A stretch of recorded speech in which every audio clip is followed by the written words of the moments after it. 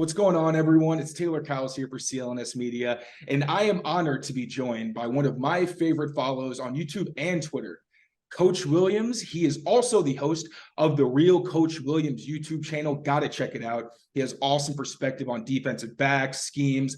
I've learned a ton. And now, without further ado, Coach, thank you so much for coming on. Yeah, thanks for having me, man. It's been a long time coming. I'm excited that you reached out and gave me the opportunity to just talk ball with you. I had to, man. Now, speaking of talking balls, so obviously Jack Jones is in the news. We didn't have to talk about the legal stuff. We're not legal experts. We're not lawyers, none of that. So we'll keep it strictly to X's and O's. What do you think? Because I know you were big on Jack Jones last year when he got drafted. I learned a lot from watching your videos on his game. So what are his strengths? What does he bring to the Patriots? And in the event that he's not on the team come training camp or whatnot, how do you think the Patriots go about replacing him? Yeah, so Jack Jones, he was one of the funnest watches I did in the pre-draft process last year. And when you watch him, one of the things that's like really interesting about him is when you look at college corners, right? They're not very polished, right? They're usually playing in a scheme where they're asked to do very specific things on a play-by-play basis. And when I watched Jack Jones, that was definitely not the case with him. Like you would see a snap, you would see 3 consecutive snaps of man-to-man coverage. You'd watch the other corner and he would have the same alignment on a consistent basis. And Jack Jones, he would use a plethora of techniques. So you'd see him in press man-to-man coverage. Then you'd see him using scooch technique. You would see him using catch technique. You would see him backpedaling. Like he has an array of techniques that he can use. And in college, it was really impressive to see that the coaching staff trusted him to be able to just do whatever he wanted on a consistent basis on plays. And so that polish coming in, it was really impressive to me. So I was pretty high on him coming out. Obviously, we knew that there were some legal issues and some struggles that were going on with him in the past, but the hope was that he would be able to get over them. And when he did get his opportunities last year, he was impressive. Like in the Green Bay game. Now, in the run game, we talked about that a little bit in the video that I made. Right. He's not very good. They ended up doing that jet sweep and, Christian Watson got out on the outside on him. But in coverage, he had a really good game. He had the pick six. He had the little peanut punch where he got the fumble recovery and everything. So he was pretty impressive there. And then in the Detroit game, he took that game over. Like he was one of the big reasons why they won that game. That was like his best man coverage game. I think he was sticky. Yeah, absolutely. And you got an opportunity to see again, like the plethora of techniques that he was able to use. And the thing that's really important about using those techniques is they translate to zone coverage too. Because if you're playing off and you're playing cover 2 and you're using catch technique, you can do that in man too, right? So the interception that he ended up having, I believe it was like a post wheel, or it was like a seam wheel or something. And so he was carrying the post and he knew that he could pass it off to McCourty. And then he comes off and helps Tavai on the wheel and ends up picking off the pass. And that's because his technique and his ability to mix up his looks is really impressive for a young player. So, a lot of things going on with him, but I'm pulling for him. I hope that, he ends up having a career. If it's with the Patriots, that would be awesome. But if not, I think if he can get on the field, he's going to be able to show people what he can do. And if he isn't someone who is going to have his career with the Patriots, how do they go about replacing him? They got the other 2 Joneses. They drafted a couple late round guys with a lot of athleticism. So obviously Christian Gonzalez, we'll get to him later, but how do you see the Patriots adjusting to life potentially without Jack Jones? I think with the corner group, I think it's very different from the safety group. So the safety group is a bunch of guys that all really have the same skill set, right? Like they can do a lot of the same things. And I think the corner group uniquely is very different. I think it's a lot of guys that do different things. So I think that if he's not there anymore, they have 2 guys in Marcus Jones and Jonathan Jones that both are slot corners, but they also can play the outside corner role too. And they do it a little bit differently. Like I would say Marcus Jones is a pretty physical guy. The only reason why you want to put him in the slot is just because of his height. We saw what ended up happening when he had to go up against T. Higgins.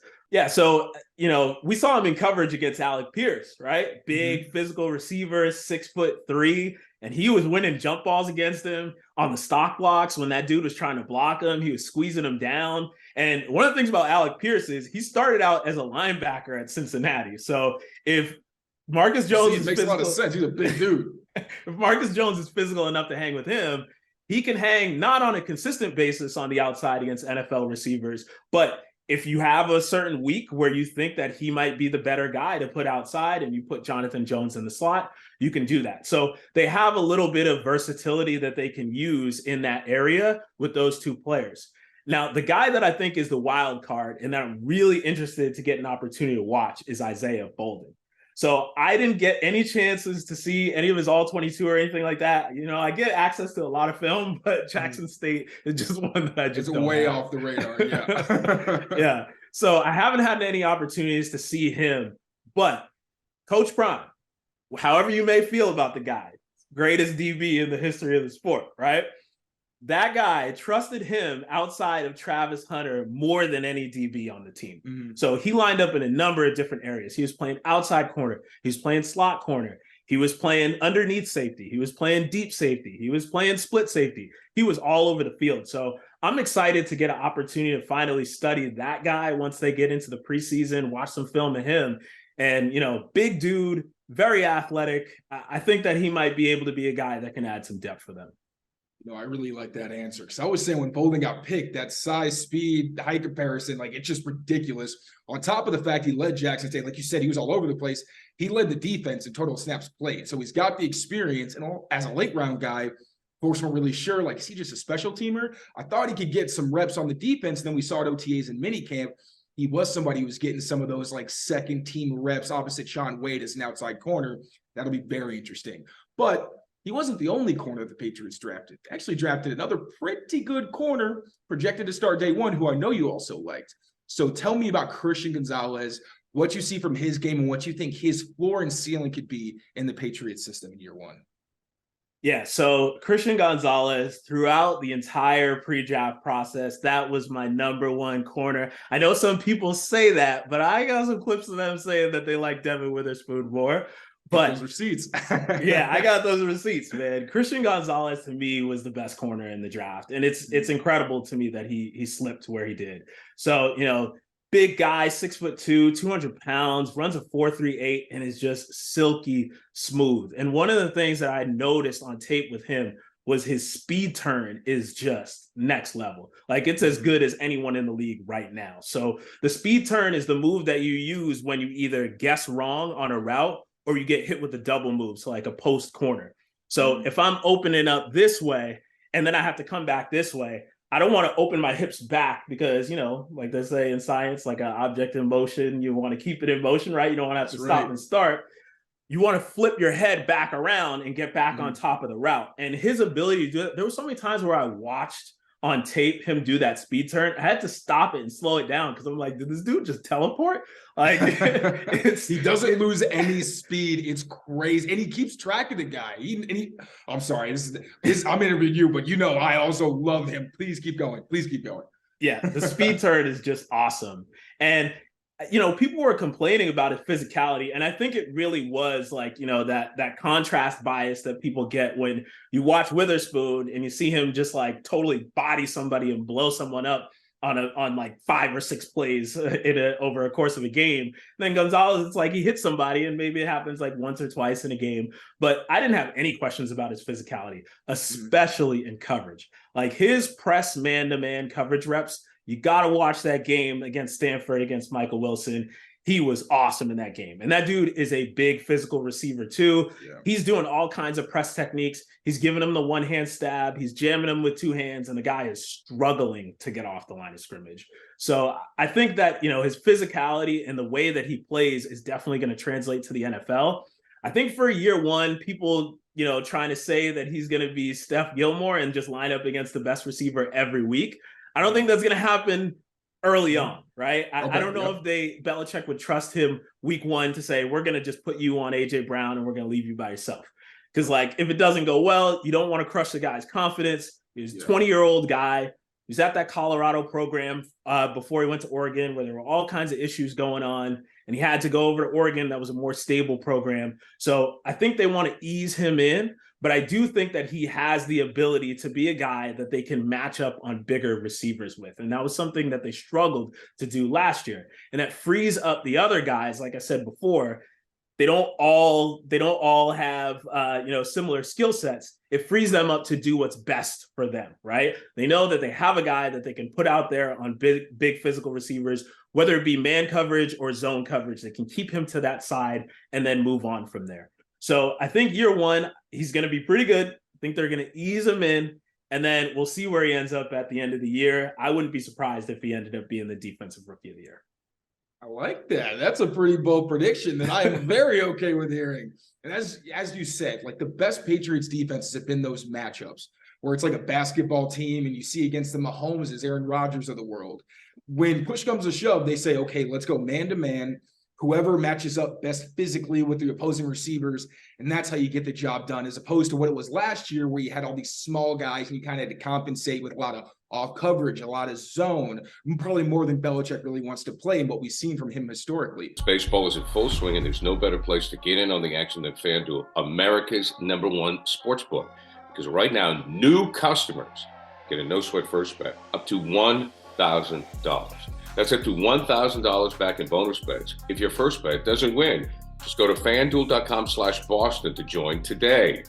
So don't miss your chance to snag a no-sweat first bet up to $1,000 when you join FanDuel today. Just go to FanDuel.com/Boston to sign up. FanDuel is the official partner of Major League Baseball. Major League Baseball trademarks used with permission. Now, speaking of those kind of schematic changes, Devin McCourty. Great player. Obviously, his loss is big in terms of leadership, communication. But even McCourty himself said that he thinks without him in the secondary, there's a chance this group could be even better, especially with Marte Mapu, who, as you know, I am in love with as a prospect. So what do you think a McCourty-less secondary is going to look like, and how do you think they either adjust or maybe even advance their scheme now that, he's not there, but they've still got so many versatile bodies and the addition of, again, a Marte Mapu who can do a lot of different things? Yeah, I think that, like I said before, the safety group is very similar. I think a lot of those guys have a similar skill set. They're really athletic dudes, and that they can do a lot of different things. They're very versatile players. You can, play a nickel defense and put those guys in at linebacker, and they can still stop the run. They can cover guys man to man. They're really good, hook and curl defenders, ball hawks, right? They attack the football, and obviously the leader of that group is Kyle Duggar. I think that exactly. I think that the trouble that they will have though in the back end is that communication piece, right? That leadership. McCourty had been there forever, right? He's a dinosaur back there. He's seen everything. So I think that that's going to be the struggle for them, is who's going to have that voice, right? Who's going to be the alpha? Who's going to take over and be the leader back there? But I do think that their versatility and their ability to spin the dial and you don't know which safety is going where is really going to mess with quarterbacks' heads for sure. And I know there's been some speculation saying that maybe they'll play more too high because they don't have the prototypical free safety. And I want to hear from your perspective as, defensive back mastermind. What goes into playing that free safety role? Do you think they're going to have to adjust their scheme to compensate for not having McCourty? Or do you think that there are already guys on the roster who could pretty much slide in and it's not going to be a huge difference maker? Including the fact that Marte Mapu, as we were seeing in OTAs and minicamp, spent a good amount of time in that free safety spot. So, do you think he's the answer? Do you think they could really just put anybody back there? Like, what does it take to survive and thrive in that role? So the big thing for that safety role is to not just be back there covering grass, right? It's the ability to read the quarterback's eyes, have instincts, know what the route combinations are going to be, and then also just trust it, right? You don't want to be back there panicking. You don't want to be back there, sitting back and being hesitant. You want to be able to have the instincts and be back there and able to make plays on the football.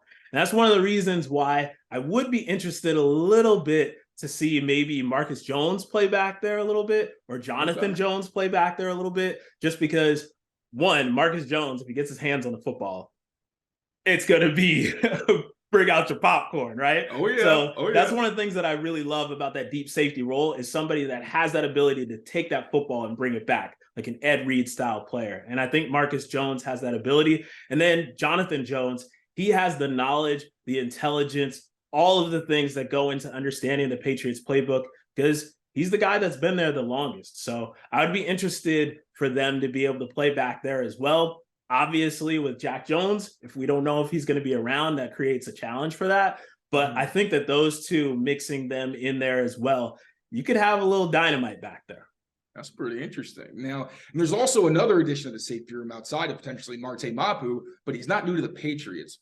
Jalen Mills obviously had the position switch. We'll see how that goes again with Jack Jones' situation. They might have a needed outside corner. We have no idea. But assuming that Jalen Mills is going to be a safety full-time, how do you think they actually scheme him up? Do you think they put him in the slot? Do they have him as a drop safety? Is he going to potentially be a center fielder? Like, where do you think he slates in?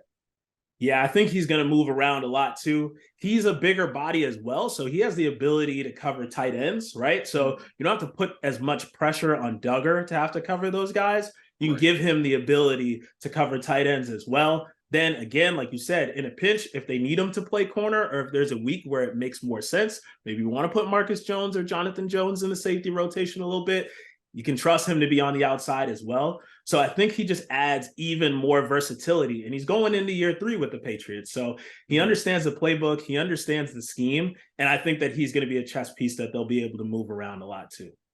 How do you, and I'm not sure how much of his Philly tape you've seen, but do you see him as more like strictly a cover guy? Or do you think he could be a blitzer too? Like, do you feel confident that he could be a physical presence in run defense? Because again, you don't typically think of corners as guys who slide into the box and are difference makers in terms of physicality, but he's not really a typical corner. He's got a bigger body and obviously was a pretty versatile piece for Philly. So how do you feel about him in those areas?